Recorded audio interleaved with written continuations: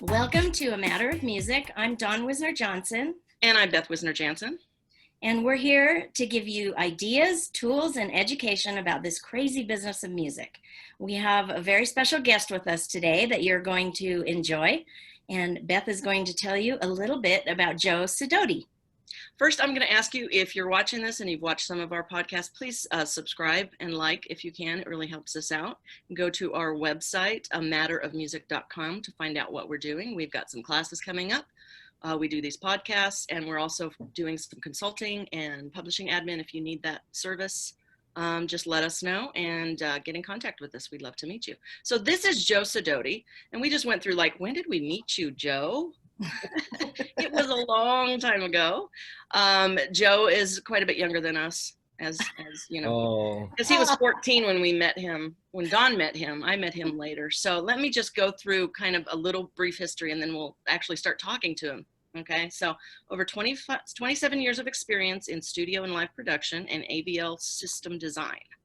He has an expert knowledge of audio, video, lighting systems, system tuning, which is incredibly important, and audio engineering. He is an Apple expert and thorough knowledge of working and networking and IT, which means that I'll be calling you or texting you from time to time. He does some video editing and graphic design as well.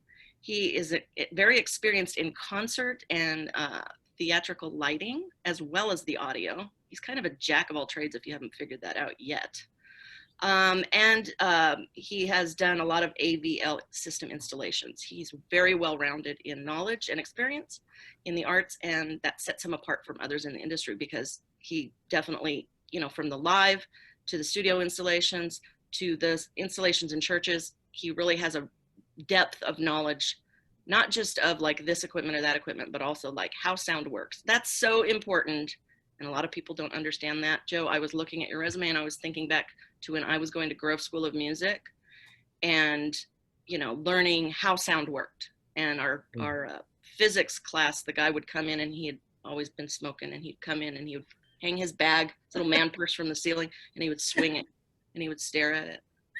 And that's all he ever did. That's a wave. And we're like, got it, move along. You know, we didn't learn all of that stuff that we missed out on. We were pretty ticked off as students. It's really important to understand how that works, and Joe really gets that. So he has worked. Go ahead. No, I was going to say there's something to getting your experience through doing and not always learning through. I kind of came up that way in the business as well, but you'll hear more about that with Joe. Because Joe has learned in so many different settings. Right. That's one of the things that's awesome about him. So, Joe, you've worked as a technical director for large churches. You've traveled with artists. You've done front of house, which scares the ever-loving crap out of me. I don't know how people do that. You've done freelance, audio engineering, technical consulting. What is your favorite type of work? Let's just start there. What's your favorite, with all of the stuff you've done over 27 years, what's your favorite thing to do? Can I just say that it sounds like he has 50 years of experience, not 27. I know. Well, he started, remember, 14. So I know. Yeah. Okay. Never too young to start. What's your favorite thing? For sure, it's recording and mixing music. You know, in the studio. That's my first love. It's my main love. I've done a lot of the other stuff because it paid the bills, and that's what you do. And at least it was in, you know, the same field. But yeah, for sure, my passion is the creative process of making music. Nice. Are you play music as well? Are you a musician? I am a musician. Yes. I'd say mostly I'm primarily a drummer. But I know enough guitar and bass to lay down a decent rock song or put a demo together, you know. So I've written songs in the past for myself, not for anyone else, and kind of got some of that off my chest. And, you know, if I need to do something, I do something. But I'm mostly a drummer, a little bit of guitar. Nice. I know. I see them back there. I know that helps to have a very musical ear as an engineer, a recording engineer, but I wouldn't want to tell someone that if you don't, that you can't do that. But I would say that, but that's just my experience. Yeah. I'm not a recording engineer, even though I went to school for it, because I'm not a musician, and I just don't have that ear. I wanted to do it. I loved equipment. The first time I was in the studio with my sister when I was 15, and they ripped the board apart because something broke, and I was like, I just wanted to get in there. I like the technical aspect of it, but I don't have that ear. Having that musical background definitely helps. Doesn't mean you can't, but if you're a really good recording engineer, you probably can play an instrument if you never have before. And a lot of that comes from, when you start getting to more of a producer role, or sometimes you're an engineer and you got paid to be an engineer, but you realize that the band needs a lot of ideas. And as soon as you realize that they're open to hearing those ideas, you kind of just put on your producer hat, and you have to be able to explain what you're thinking. And you have to be able to bridge the gap to someone who's maybe, not technical at all, and they're only just creative. And then the other spectrum is just super technical. And so you have to figure out how to bridge the gap and how to explain with words what it is that you're wanting. And sometimes it's better just to say, well, here, let me show you. Right. And so if you can do it and play it, or, talk about the musical nomenclature that they're familiar with listening, hearing, then I think that really helps kind of pave the way for some more cool creative stuff. I like the idea of that. It's like a language barrier if you don't have that musical language from that aspect of being a musician, right? And let me say on that note, we're going to tell you more about this and talk more about it, but Joe does have a YouTube channel, and Joe, Beth and I have both tuned in some, and I know others that have told me, and you've been going a little while, not too long, but you, in terms of what you just said, your YouTube channels are that way. You're very good at explaining and pointing out things and stuff. So if you, I'm going to say this now in case you tune out later, this will be in the description. You can go subscribe and even hit that bell, as you said in one of yours. We need to tell people to do that, so it'll tell you whenever Joe puts something up. But I want to tell you that he's got a lot of great information on that channel already, and he's only just begun. So, and you can get in touch with him. He's got a website, sidotisound.com, SIDOTI sound.com. Yeah. Can you read that? Right there. Oh, well, there it is. Okay, yeah, good. Marketing. He knows marketing too. Well, you know what? My wife said I need a haircut, and I'm like, I don't have time. So I had my son cut my hair. I got sick of it and just was like, here, go. And he's like, and I cut my own.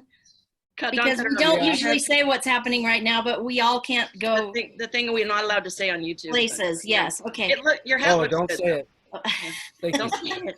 So I want you to start a little bit at the beginning, Joe, and just tell, like, you mentioned 14 years old. I was on a stage at a church doing in a worship band, and you and I kind of met there, and then we met through a friend, Joe Marciano. I will mention him because he gets pissy when we don't give him he's connected a lot of people that him and I know, but he had a studio and we were recording there. But can you start at the beginning, even before that? Like what sparked the interest for you in music, and just kind of tell us how that began? Yeah. The spark was quite simply, I had nothing to do as a kid, and my mom wouldn't let me do anything unless it was at church. So we said, all right, I'll go to church. And there was youth group, and I wasn't old enough for like the high school group, but I wanted to go and hang out. And so, matter of fact, Josh and Eli Thompson, which My I goodness, think you know. yes. Yes. Sweet Comfort Band. We were, my mom and their mom, we're really good friends. And so we hung out with the Thompsons a lot.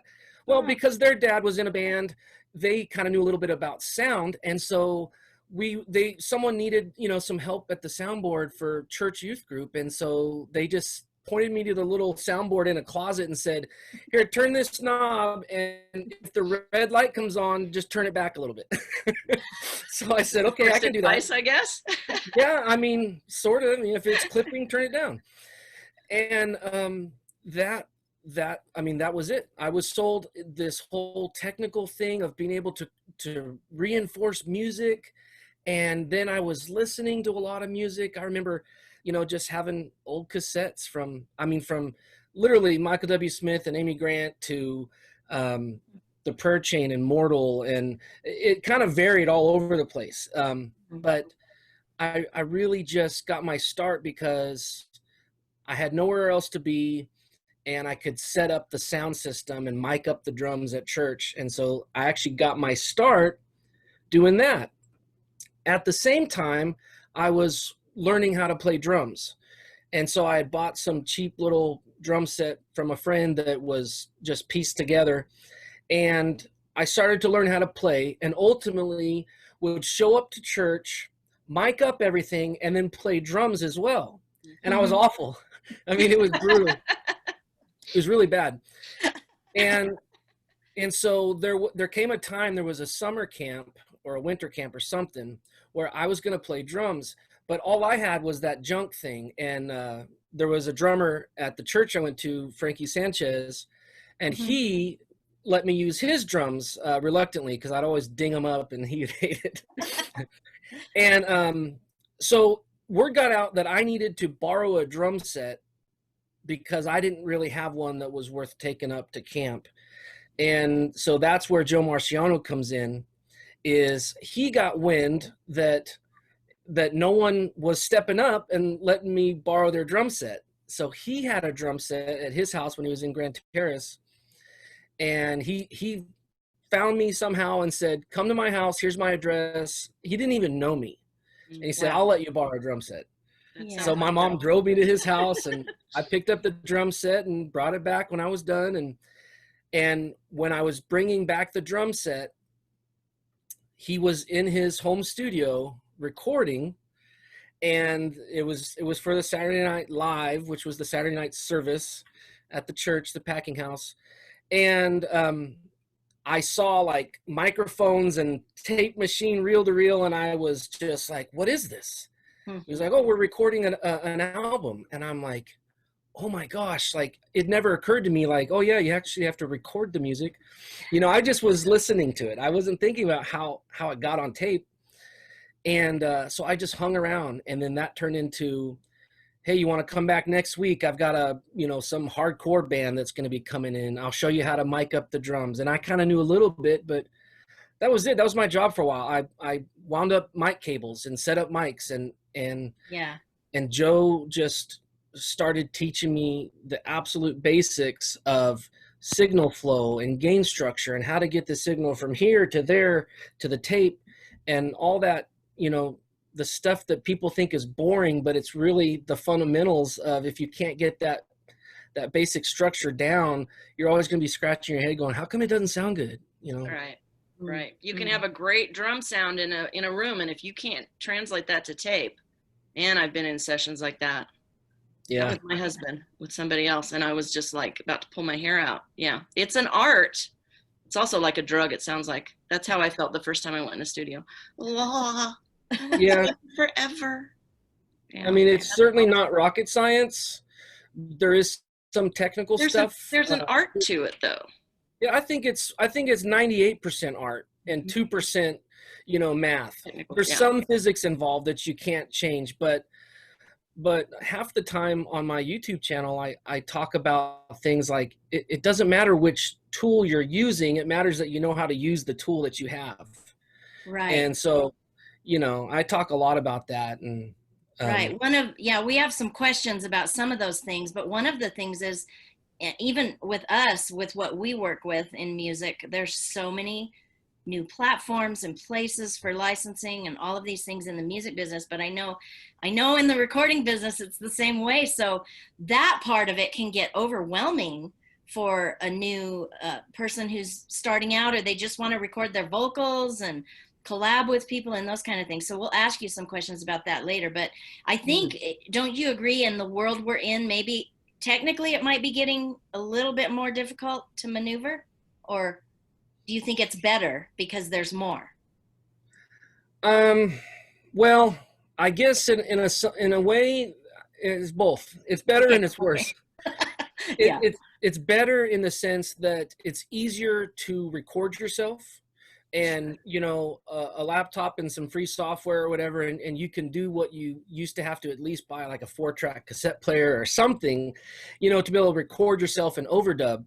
So in that way, it's better. But what's happened is the way that it's worse is there's no one teaching.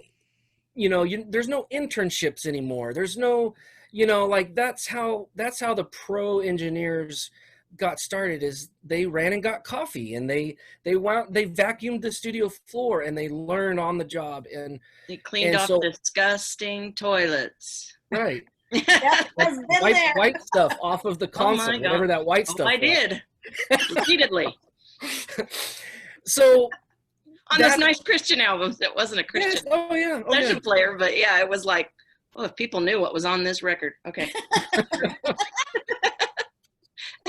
Yeah. So I mean, in that sense, that those days are really dwindling down, and the new internship is videos online, and right, and YouTube is a big part of that. Which is good, but you can't get the feedback. There's something about being in a studio, big or small, professional or even at home, with somebody who's been doing it for years and knows what they're doing, who says, go set this mic up on the drums, and you go set it up and you plug it in and you get your things going, and then they go, okay, and then they walk over and they adjust it. They adjust the mic, they adjust the preamp, they do all that stuff. There's nothing quite like being able to be in the room and hear the sound as it's happening and watching. That is definitely I think in churches that is still happening in a way, because that is a forum where, they're doing live stuff and kids coming up. So that might be one place. But Joe, do you also do consulting? Speaking of that, yeah, you do. Okay. So if people watch your videos, then they still have more questions, they can always contact you for that. Right. Yeah. But consulting, all that sort of stuff. If it's just a quick question, I'm happy to field questions on the comment sections or drop me an email or whatever. Right. Great. But yeah. That's good. Nice to hear. Okay. So now you're in the studio, you're learning. Now you have your background as far as what you've done. You've got rock, metal, punk, gospel, singer, songwriter, indie rock, pretty much across the board. I've even done some rap that I'm not me. I haven't rapped, but yeah. Rap you're not proud of? I don't rap, but I've mixed rap that I'm not proud of. Yeah. Oh, okay. Did you ever use a pseudonym? I'm curious. Me, no. Oh, okay. My husband did. Oh. Yeah. Why, Beth? You don't want your name attached to something that you're not proud of. Exactly. And he was like, what am I going to do? This was the early 90s. He and I were engaged, I think. And he was like, I was working at the studio where he was working a lot. And these bands were coming in. And a couple of them, he was like, I don't even understand this. It was Screamo stuff. And he was like, this can't be Christian. And I'm like, dude, calm yourself, But he was like, certain things he just didn't want his name on. So we came up with I'm going to give it away. We came up with a pseudonym for him, and we decided Winans was a good name because there's so many of them. And then we couldn't figure out so he's Corky Winans. Wow. So if you go look, you'll see a couple records out there with Corky Winans on it.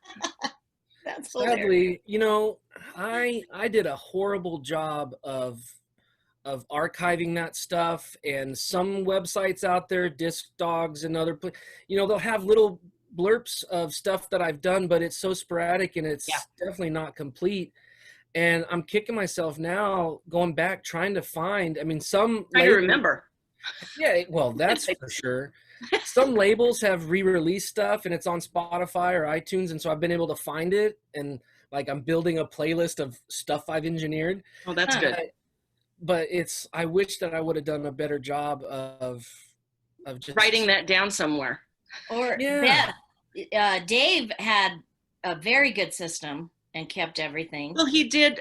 He started, that was in the 90s. He did stuff at Motown, and before I knew him, I don't know half of the stuff he did. Oh, okay. He worked on DeBarge Records and things. There's a lot of stuff he did at Motown. I never, The later stuff he had, the later stuff in the 90s, he was one of the first people to go out and get one of those little mini, DV cam, Sony cam things. Dave and I could always talk ourselves into buying something that we couldn't afford, because we would use it for something. And we wanted a DV, we wanted one of those little cameras, and he was like, I could do my recall with that. Instead of writing because recall, for people that are not as old as us, recall is when you have to write down on a piece of paper every knob where it is at the end of your mix. In case they want to change, you have to go back and recall that mix. It's a pain in the butt. It can take a couple hours. They usually have a second engineer do it, or the guy getting coffee or whatever. But Dave decided he would just get a camera and just videotape all the settings. So take a digital snapshot. Take a digital snapshot of it. So yeah, we've got, and he would go through his 224 and hit all the buttons, and so yeah. Anyways. Unless you were blessed to have a Neve or an SSL with automation, that's what you did. You took pictures and, yeah.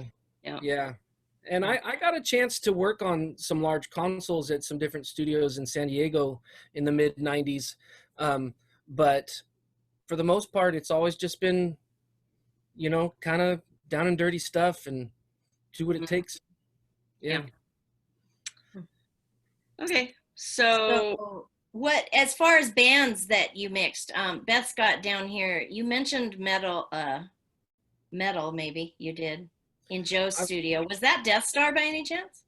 Oh gosh, I've probably recorded them a bunch. Death Star, Sleeping Giant. Sleeping Giant. I don't think I've even recorded POD. Shoot. Oh. Not at Joe's, but in San Diego. Right. But they weren't. I can't remember. Okay. There's too many. There was a lot of just small. If he could, it would be on his list. Right. Yes. Yeah. I don't have my list.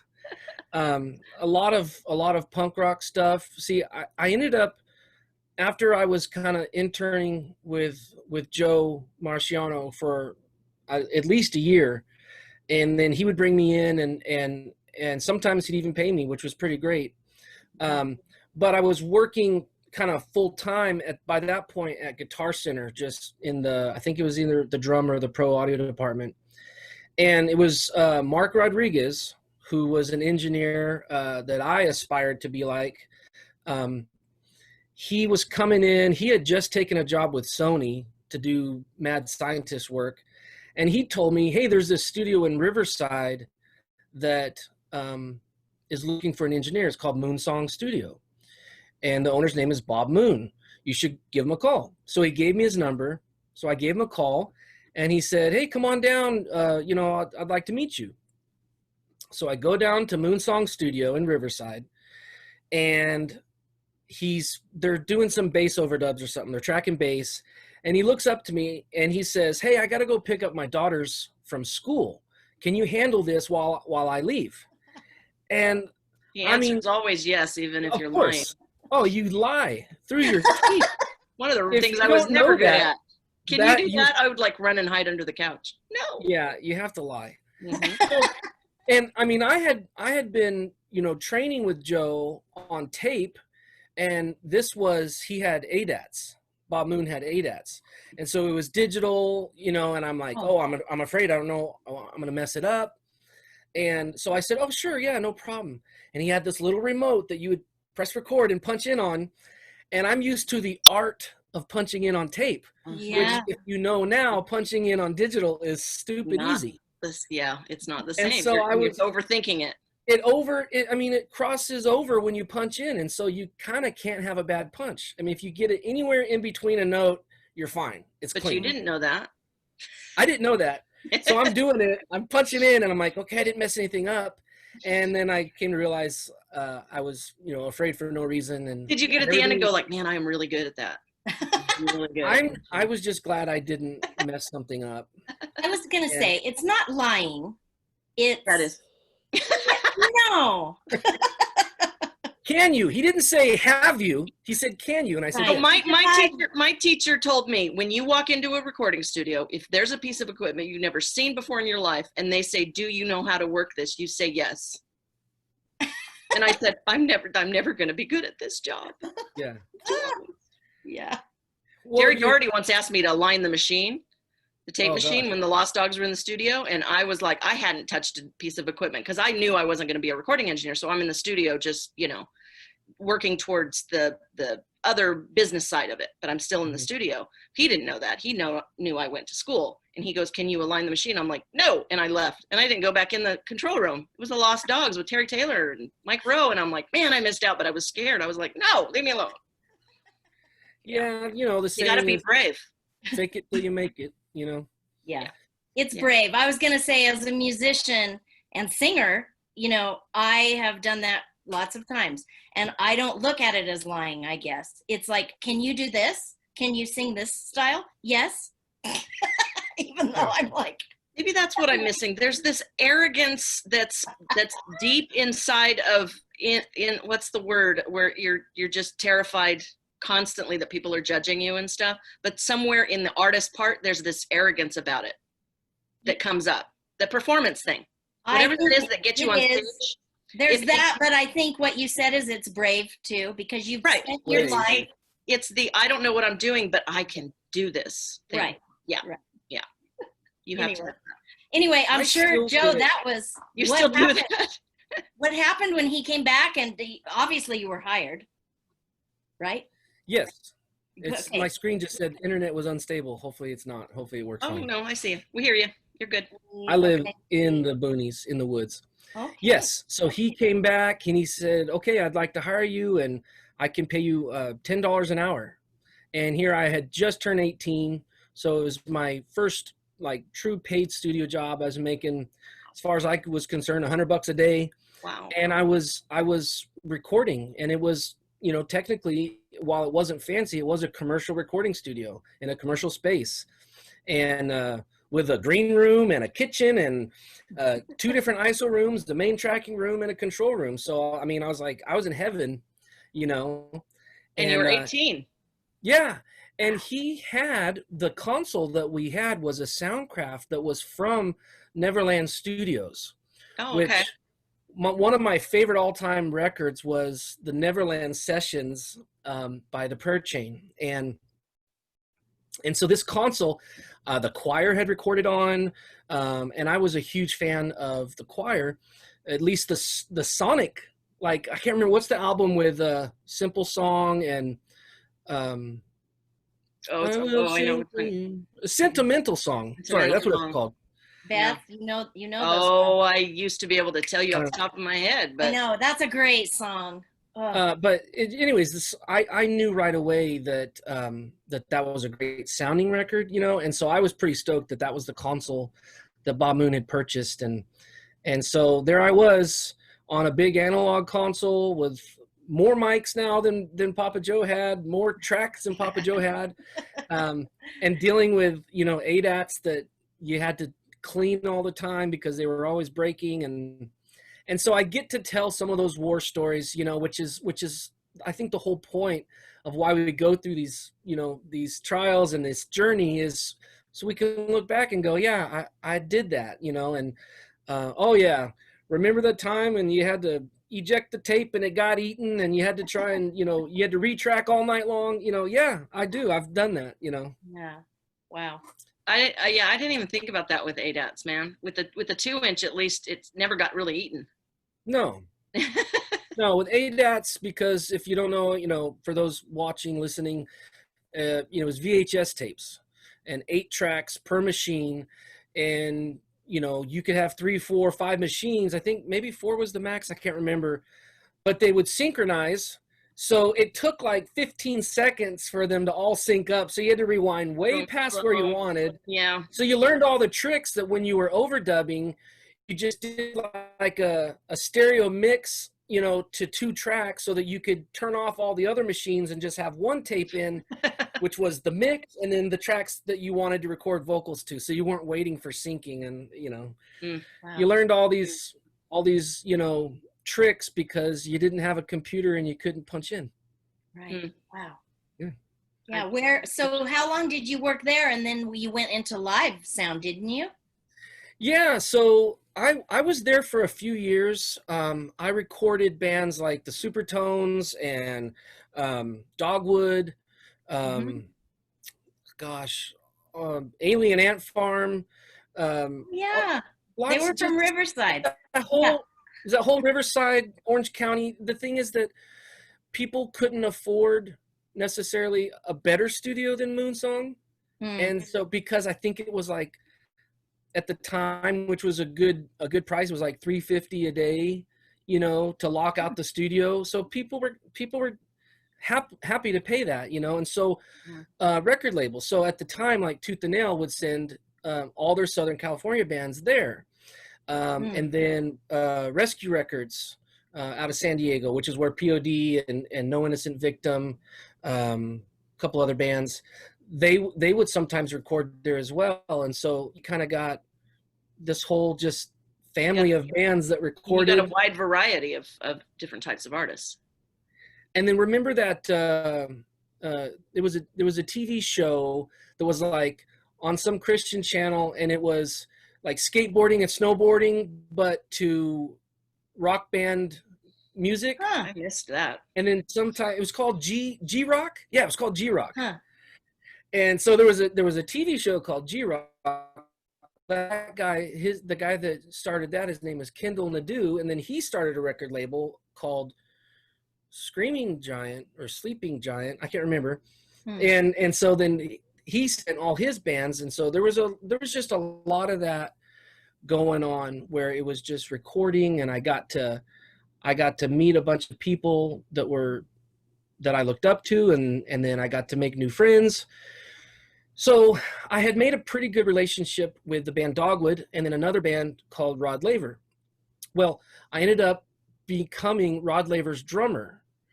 And they came into the studio, and this happened more than once.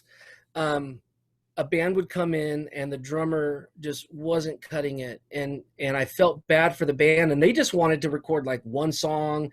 They were trying to maybe book some shows, and they needed to have a little demo that they could send out, because that's what we used to do, mail tapes to clubs. And so I felt bad. So their drummer left, and I decided to bring in a drum set. We mic'd it up, and I learned the song real quick, and I tracked drums for them so that they could have a decent, you know, demo to walk away with for their $350 that they were paying. And they were in LA. They were like Glendale band. And so I pretty much started playing drums for them. And then I did some touring. That's actually how I met my wife, is on tour with Rod Laver in Texas.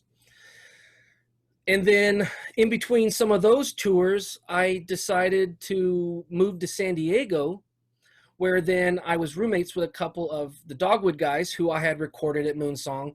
And then their drummer left, and they wanted to make a new album and do a summer tour. So I played drums for them and recorded the album, and that was all 2-inch tape. I convinced them not to do digital. I convinced them, no, we got to do it on 2-inch tape. It'll sound better. And I knew that they were good enough, you know, to lay down a solid track on 2-inch and not need, you know, a bunch of editing, which you couldn't do. So, so I did that, and touring with Dogwood and Rod Laver was all of the festivals, like the Cornerstone and East Coast, West Coast, what do they call those, the big ones? Spirit West Coast, Spirit East Coast. Right. Yeah. Did you do in Kentucky? What's the one in Kentucky, Beth? Yeah, I know. You did some of the ones Kentucky.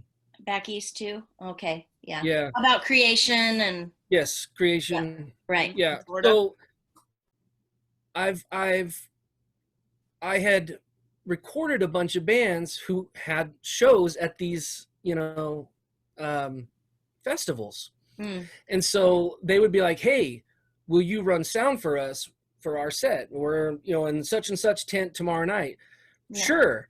I mean, I was using an analog desk. At that time, I was still helping out at church, and I was had gone to another church called Oasis Christian Fellowship, and they let me run sound for their Sunday night thing, where it was just loud rock and roll. So I felt confident that I could do the live thing. And that's where it kind of turned into more of an emphasis on that for a while, was people were willing to pay someone so that they would sound good live. And so I was able to get a lot of work that way. And that's kind of how it transitioned from studio only to live. I see. Yeah. Yeah. And then you started working for some even bigger churches, and I know they pay well. So, right? Some So do, yes. Some yes. don't. Some do. Yes.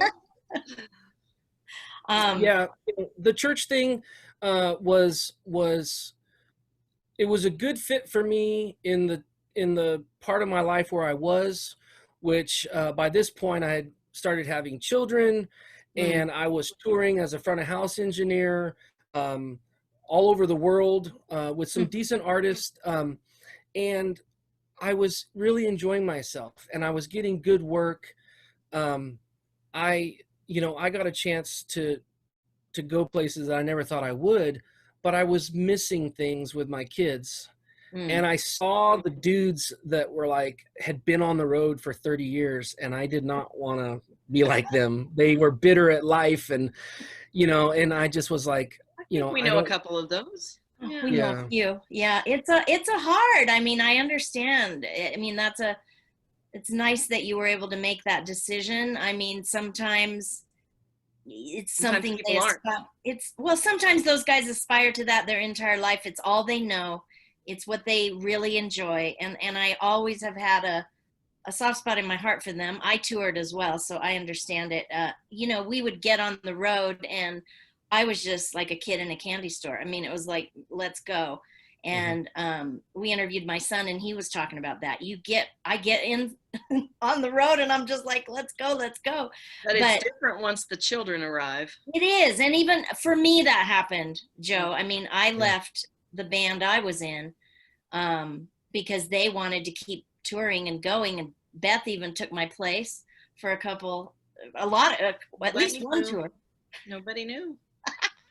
Beth got behind the keyboards and sang my part. There are people out there with autographs that think they got Don Wisner Johnson's autograph, and they did not. Nice. Sorry. Yeah. I know, but I had just had my daughter. Yeah, I had just had my daughter, and I thought going into it, I toured all the way through being pregnant. I had her in January. We toured until November, I think, and then I was like, oh yeah, I'll go back. And then once she was here, it was like, what? Music? How old were your kids when you pretty much stopped doing that and transitioned? How long in? Let's see, I have 4 kids now, and they range from, my oldest is 18 now, and my youngest is 5 or 6, I think 5. Wow. She's in kindergarten. So they're all officially, one's out of school and the other 3 are in school. But I'd say my firstborn was probably 5, and then my second, which was my first daughter, she was probably about 2. Yeah. And I just said, I don't want to miss I was getting, little videos sent to me of first steps, things like that. And I was like, I don't want to miss that stuff. I want to be around. So I called again my confidant, Joe Marciano, and I said, what do you think I should do? And of course he was proud of me. He gave me advice to even go for it and go on the road, because I had to leave some jobs that I wasn't liking. He's like, what are you waiting for? Go do it, So I said, well, what do you think I ought to do? And he's like, you should definitely work for a church.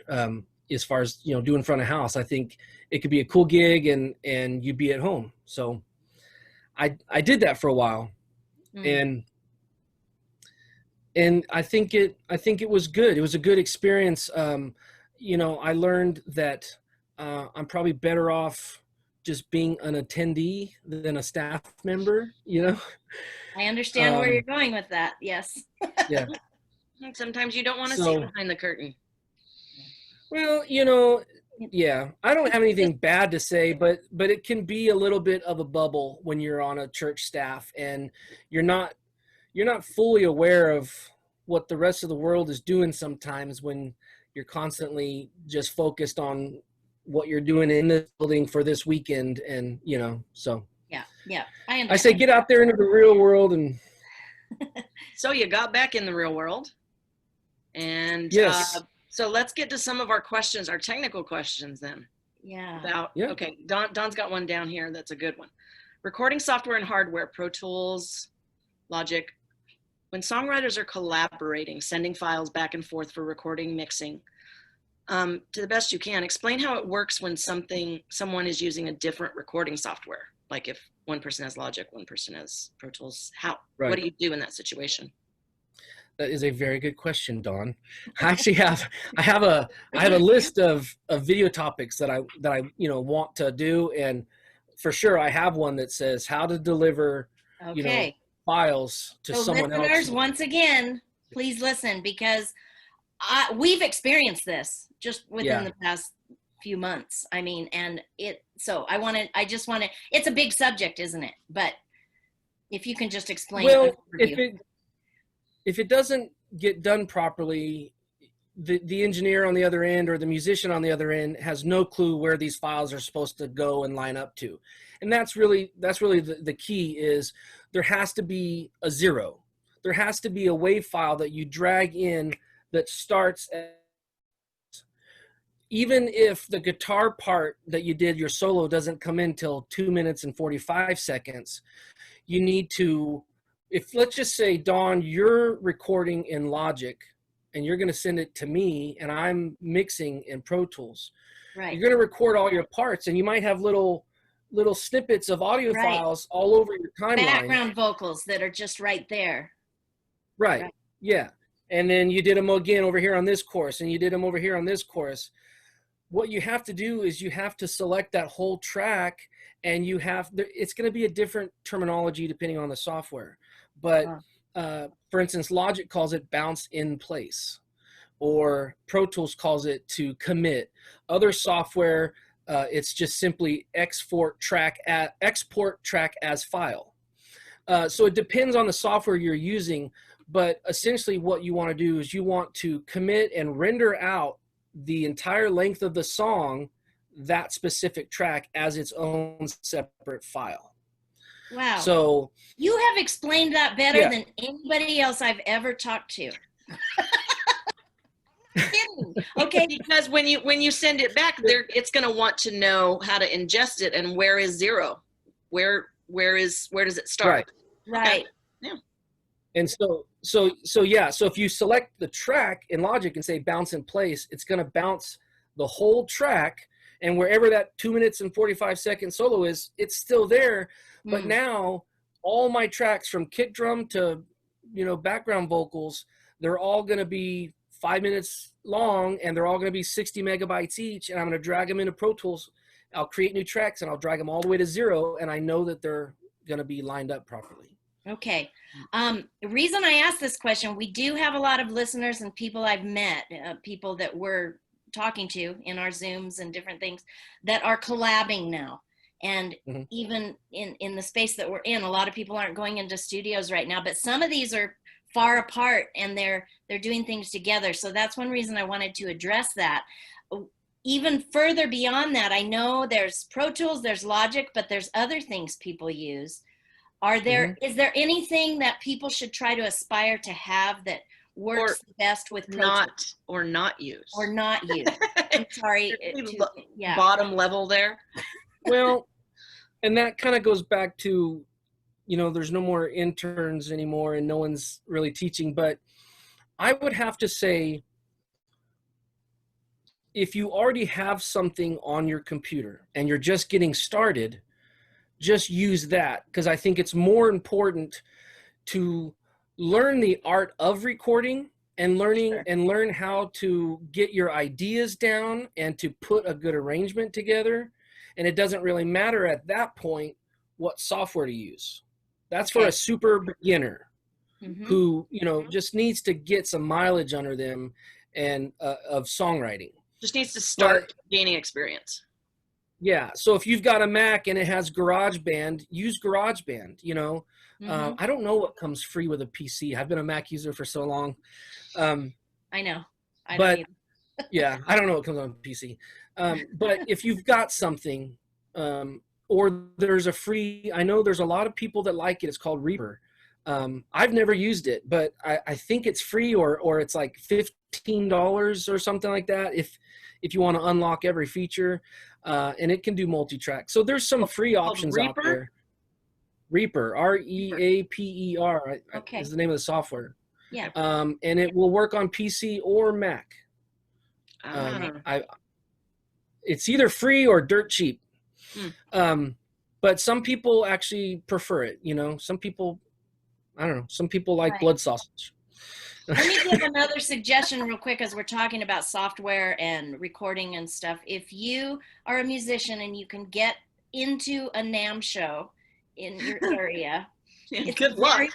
very cool place to go spend an entire day looking at all of these different things, because there's people there who will walk you through stuff. You can try it out. It's, I know for a lot of the newer musicians, when I would take them, they were always like, they would just spend hours there, you know, looking at things, and you can always see the up and coming things. So I took my oldest son, he's 23 now, but I think he was 20 years old when I took him to his first NAMM show, and he almost punched me in the head.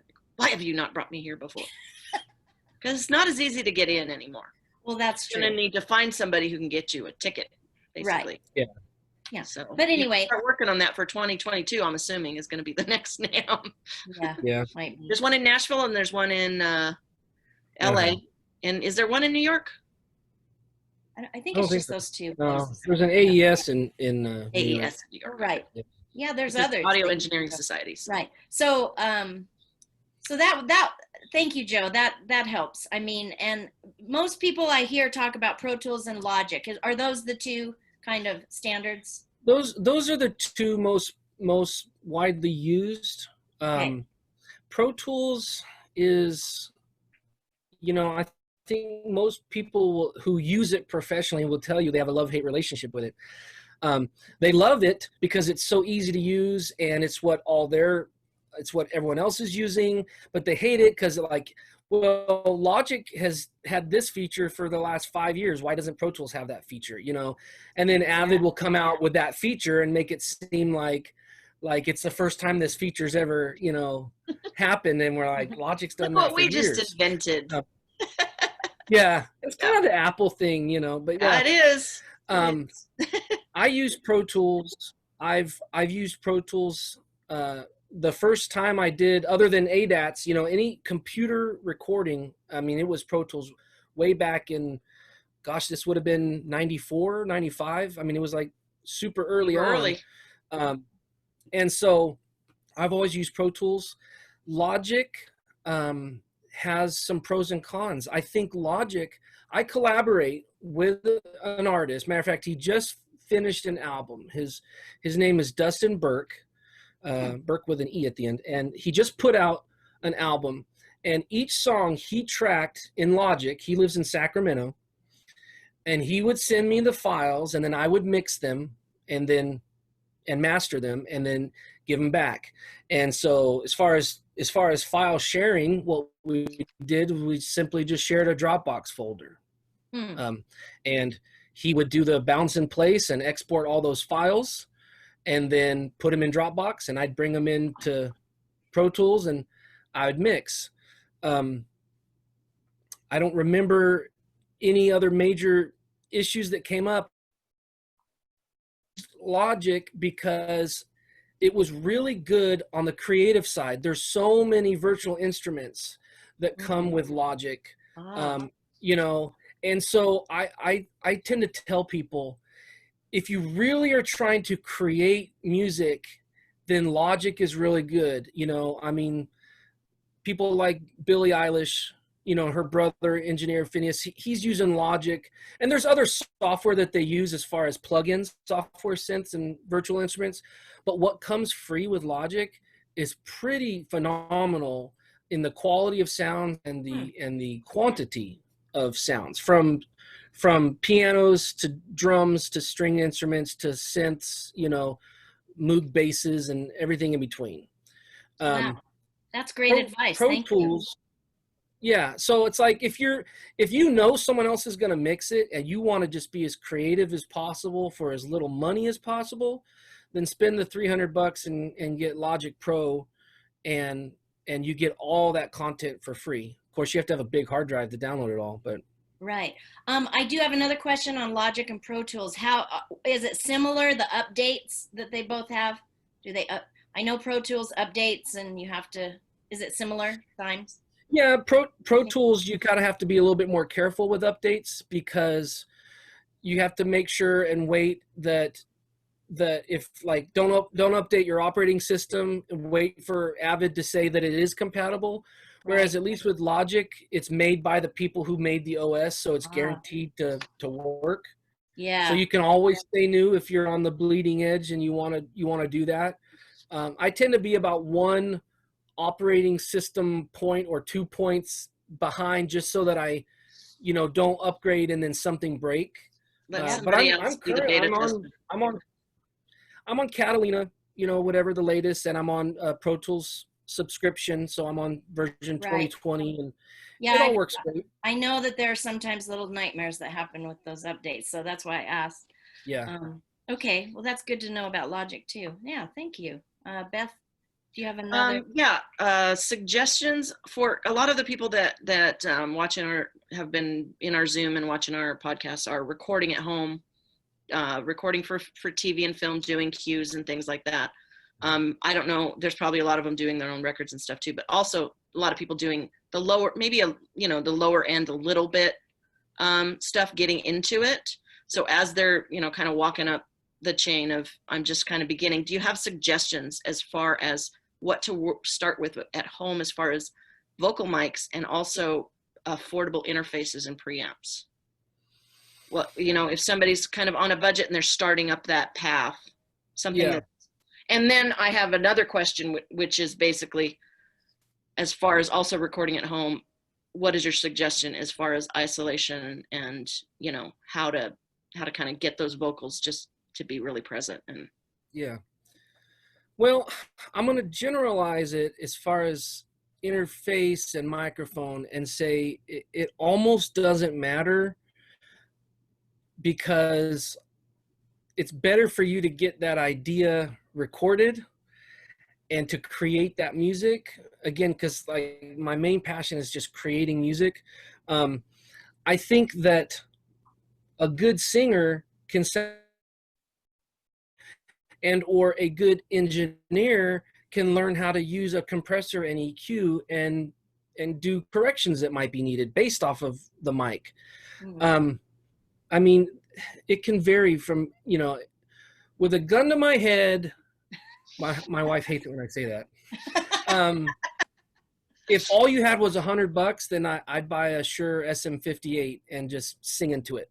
If all you had was $100.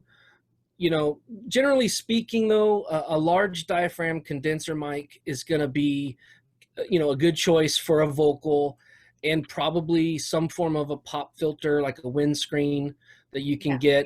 But you can get $150, $200 large diaphragm condenser and a little pop filter, just so that your P's and your T's, don't pop the mic. That way it's clean.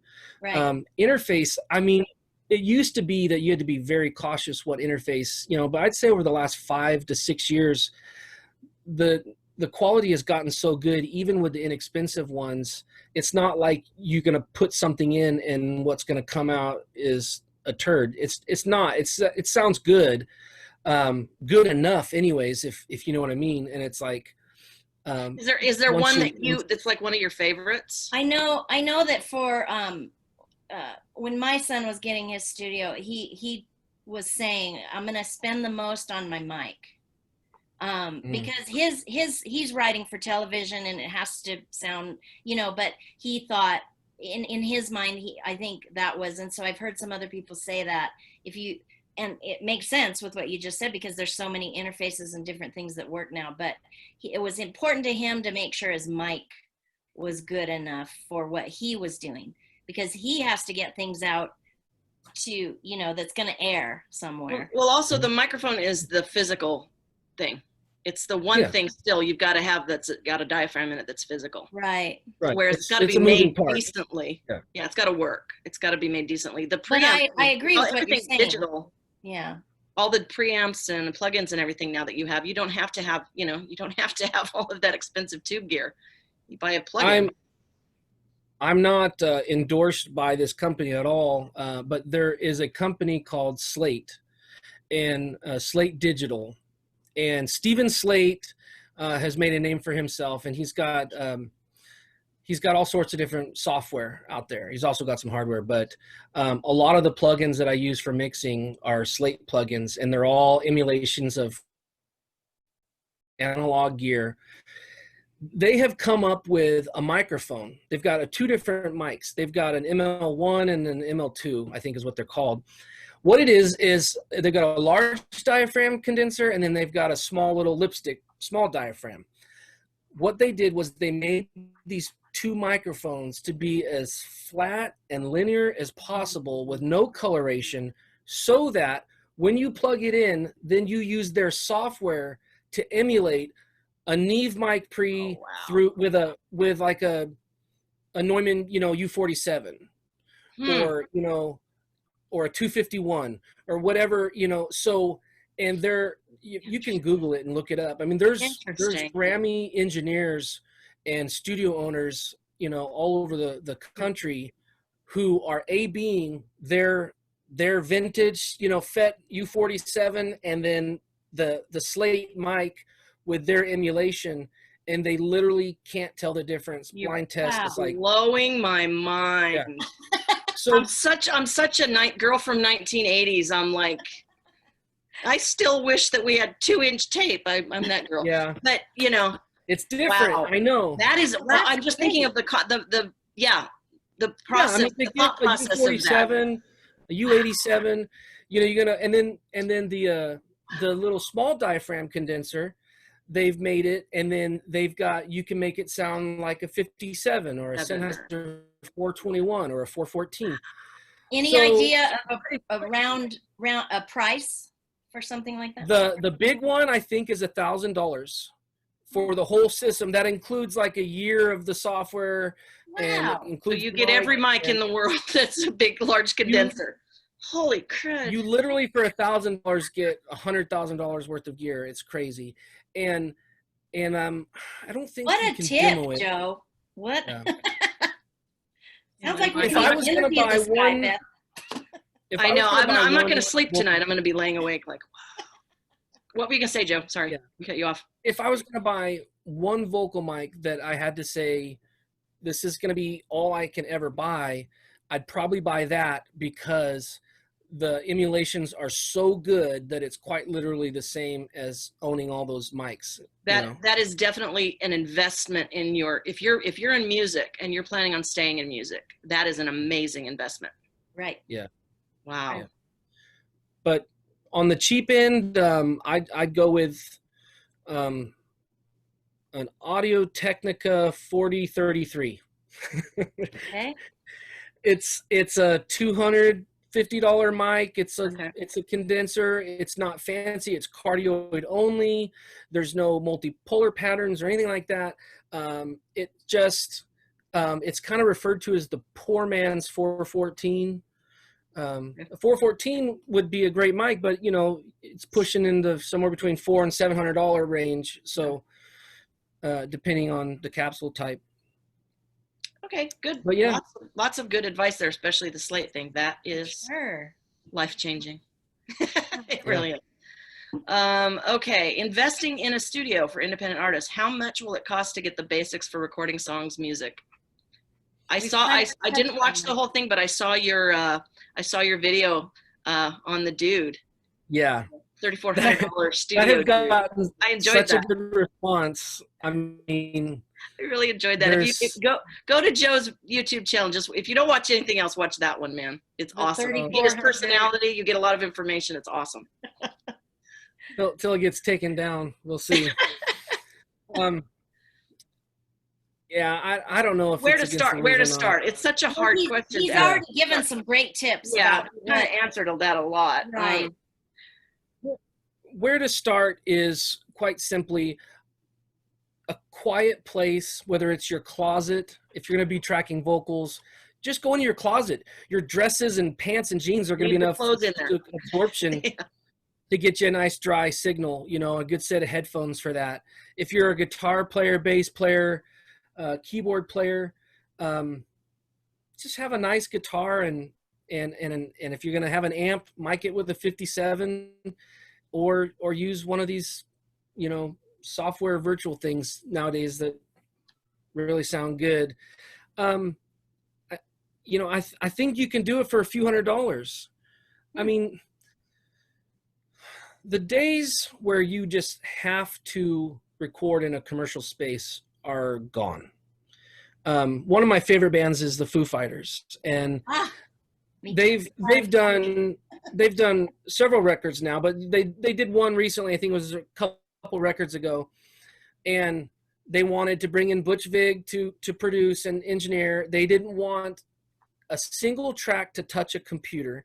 They used a 2-inch machine, but they literally just set up in Dave Grohl's garage and just brought some gear in and mic'd it up. And it's like, you don't have to have a killer acoustic space. It helps, but it makes your job easier. But yeah, but you're Butch Vig, you can figure out how to EQ that snare drum, whatever.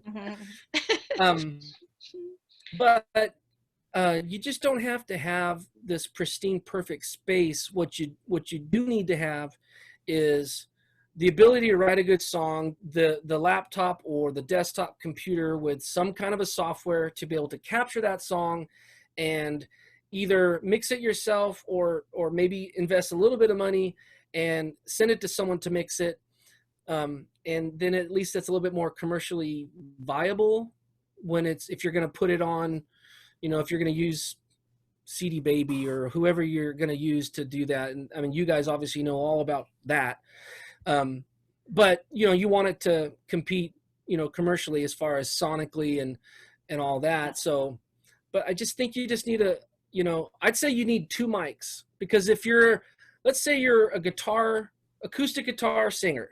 Well, you need 1 mic for your voice, but you really want to double mic the acoustic. You want to have 2, one on the body and one closer to the fretboard, and you want to pan those and do some stuff, or if it's a choir something or a group of vocalists and you want to do a nice stereo spread, you're going to need 2 mics to do that. So I would say buy 2 mics and at least a 2-channel interface. Sometimes we use 1 of mics. What? 2 of the same microphones. Yeah, probably.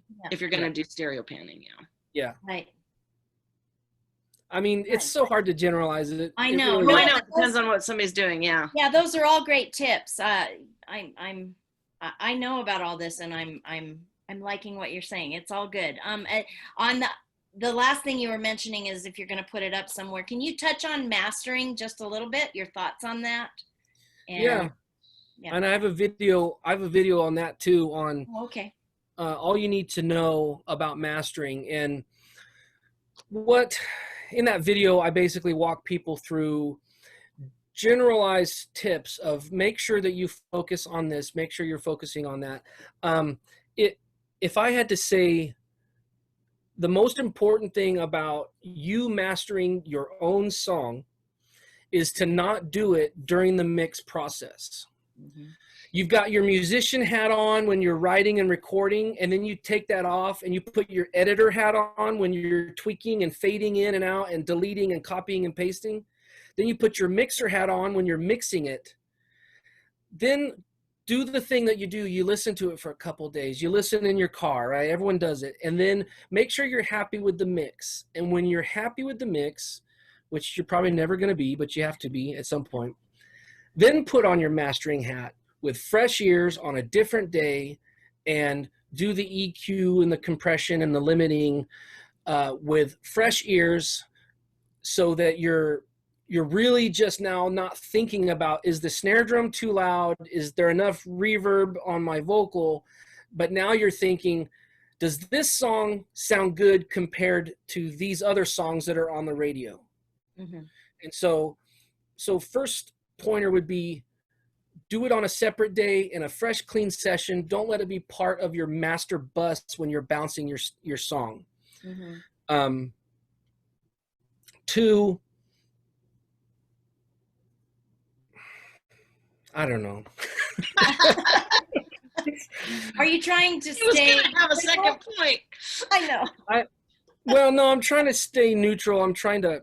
Oh. I don't want to throw anyone or anything under the bus, because there's really not. I will. We had 2 records. We went to a mastering engineer. We weren't in the room.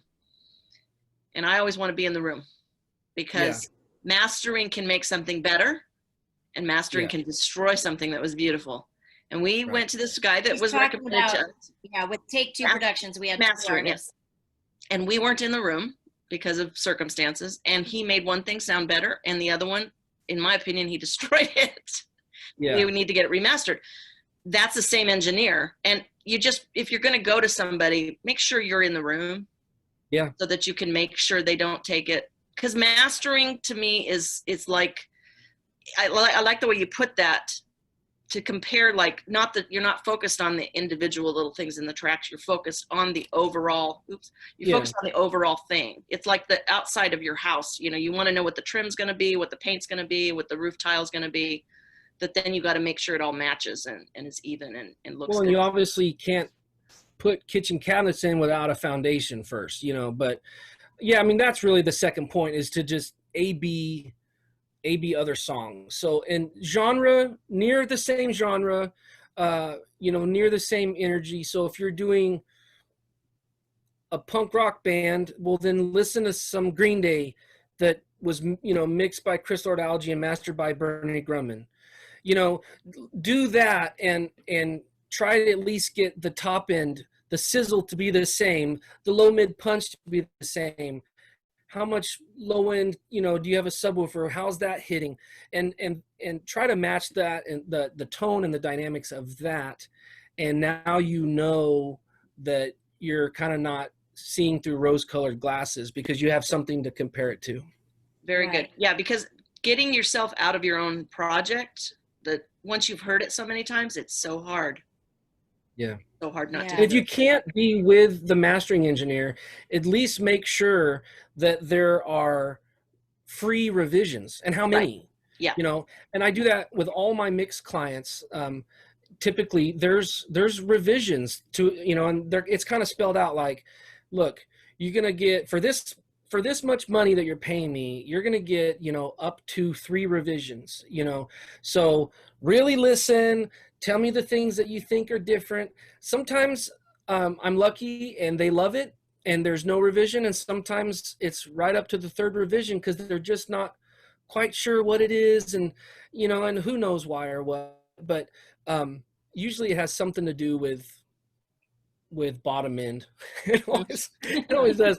Getting bottom end right is the hardest thing in mixing, because it's those low frequencies that can build up in a room and that can make your song sound different depending on where you're hearing it. And so that's one of the hardest things. But yeah, if you're going to have someone master it and you can't be there, make sure that they can send you, and you can then give notes back, and then they can then send you a second revision, and then you can give them some more notes. And I mean, nice to know you do that. Thank you. That's good. Yes. Well, you have to nowadays, you know, I mean. Well, yeah, now is a different, well, this was 12 years ago, you know, where he was professional Grammy-winning engineers do it, and why shouldn't I? You know, I'm not on that level, so why should I like be pompous and be like, oh, you don't like my mix? Well, screw you. You know, it's like, well, no, it's not my mix. I want your song to sound like you. I don't want to put my sonic thumbprint on it per se. And I think that's a good thing. And I've argued with other engineers and mix engineers who didn't like my portfolio because they said none of the songs sounded the same. And I created the portfolio on purpose to show diversity. That it's not you. Right. Right. That this jazz song sounds jazzy, and this rock song sounds like rock, and this singer-songwriter sounds smooth and pretty.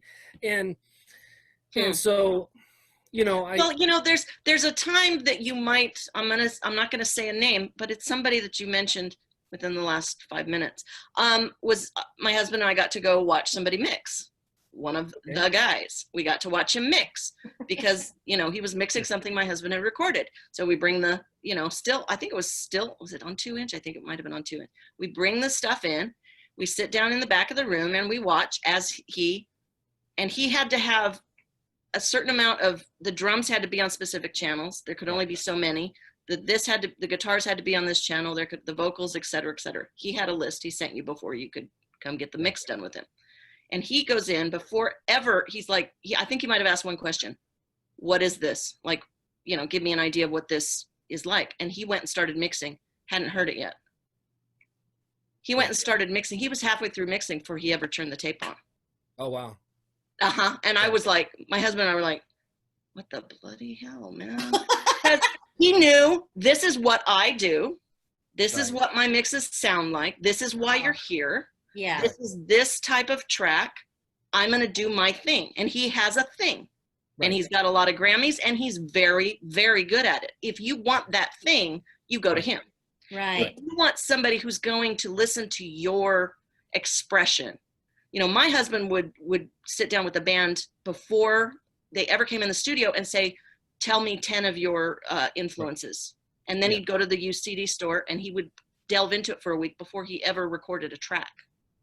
Because he wanted to know who they were. So there's two different, you can go to somebody if you're trying to capture what they do, but know which one you want and need. Right. Know which one you want. Those are two different styles. And they're both fine, but if you're going to try to interpret for the band who they are, that's almost a harder skill, I think.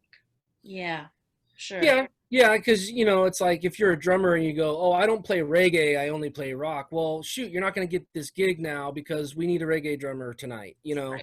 And Joe Marciano taught me that. He's like, play with as many people as you can. So I kind of use that same thing. I can mix a song that sounds like that engineer might have mixed it.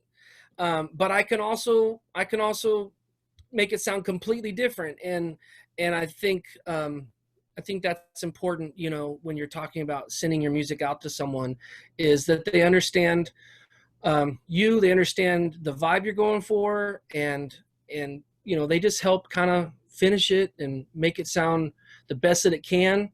I think a good engineer is always a co-producer, even though they don't get credit for it, but it's like, I thought that this delay sounded good on this chorus line, and then I did this thing over here, and then I muted it here and then unmuted it there. I mean, that's producing, sort of, but really it's just an engineer going, this is my vibe. If you don't like it, you have a revision. I'll turn it back on, and I'll fill the delay. But this is what I felt. Mm-hmm. And I think that you want an engineer to be that fifth musician, to say, this is what I felt. This is how it made me feel. And this was the art of my mix. Yeah. I think a lot of people tend to think of engineers as technical people only, and they are artistic people. The good ones are artistic people. And you want, you want to be able to be comfortable enough with your engineer that you are giving yourself the freedom to allow him to express his artistic abilities. Yeah. And thank you for sharing your journey too, because a drummer in touring bands and popping in to do something when somebody else isn't happening, and those are all skills that you bring definitely to the table. So that really helps. But yeah, it's been so go listen to Joe's mastering video as well. But I would say, if you're listening to this and you're an up and comer and you want to know about things like this, you definitely have to go subscribe. Go subscribe to his podcast. Definitely. Yes, podcast. And the other one of them that I liked was the recording levers, the problem with virtual instruments and why your mixes suck. I love that. Honest. I like that. That. Not popular. Yeah. I think I'm gonna change the thumbnail on that one. Maybe it'll get more views. Oh, okay, yeah. It's a very low view video. Yeah.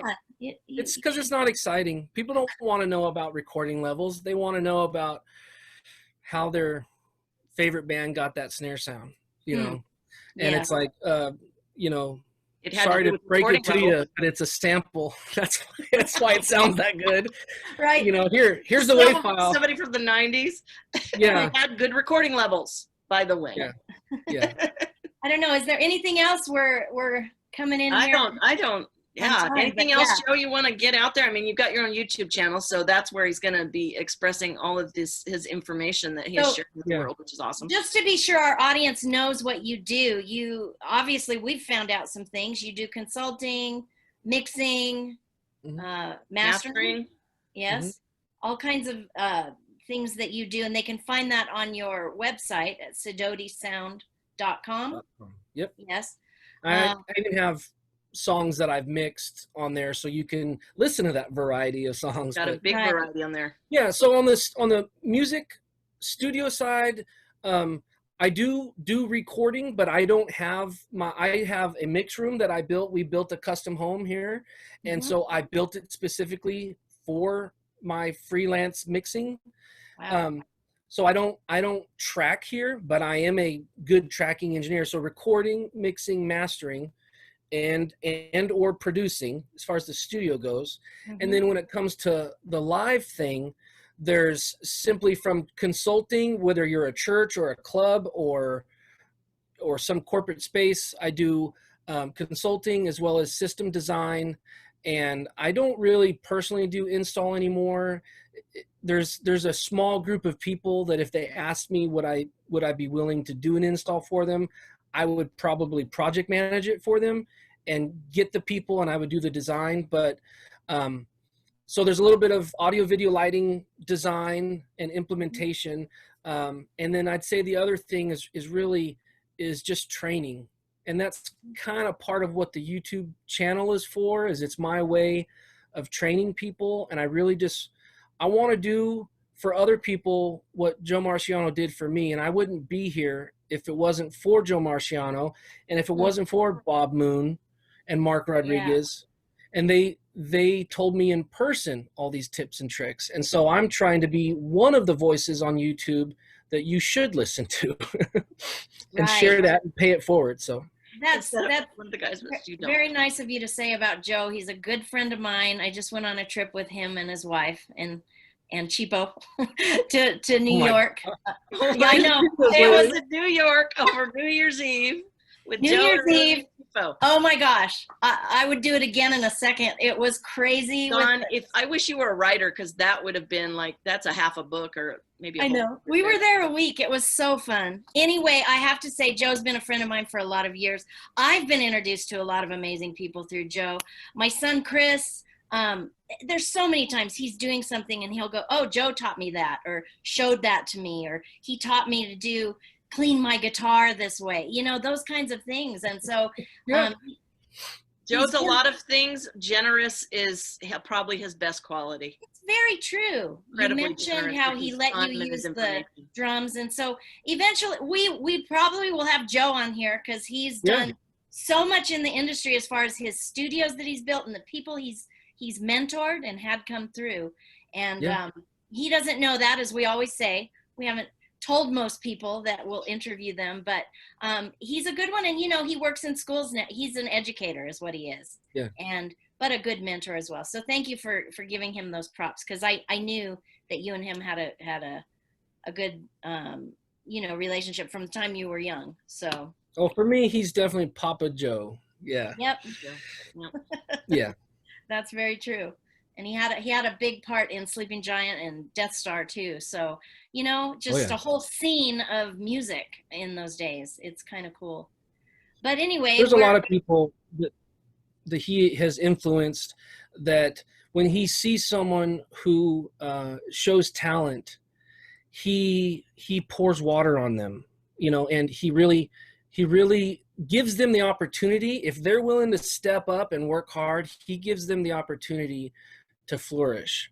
And then he's like a proud papa when you leave the nest and you go off and you do other stuff. And so, he's an amazing person for that. And he's always sharing his skills with people and keeping people in love with music, Yeah, it's very Which true. is why we're all here. It is why we're all here. And so, Thank you, Joe, Joe. we want to thank you for being here today on A Matter of Music, our podcast. We're happy to subscribe to yours and get all of our listeners to just subscribe as well. to Joe's. We're both starting out here, but we've all been in the business a long time, and it's exciting to be, we feel the same, sharing our knowledge and going forward in this business. Beth and I have had a lot of people pour into us as well. So, and that's why we're here. So, please subscribe to our podcast if you can, if you liked this and enjoyed it. We've got a lot more interviews coming up. We also have, we usually have a couple of technical and, business oriented, and then some interviews where we just grab all the information we can from somebody like Joe, who just gives us so much good advice that you all need. So, right. I'm excited to put this up and tell people about it, what some of the tips we've got. And in by here. the way, so, thank you, Joe. Circle Slide. That was the choir record. Circle Slide. Thank you. Yes, that's it. Circle Slide. The name of the Slide. That's the name of the album. Listen to that record sonically. Just it sounds so good. Listen to that record. The choir. Steve Yeah, the choir. right? Fine, I don't drink. But have a glass of drums. Joe, were you at our reunion show in 2005? Did you know about that one with them? No, I wasn't there. No. Okay. So I missed the Circle Jeannie Slide. Jean thing when he passed away. I missed that. Yeah. Yeah. Okay. Yeah, that is Steve Hindalong. And other people that will be coming on our show. Who have no idea. All right. Yeah. Thanks a lot, Joe, and have a good week. Yeah, thank you so much. Thanks for tuning in to A Matter of Music. Please subscribe and go to our website, amatterofmusic.com. Thank you, Joe.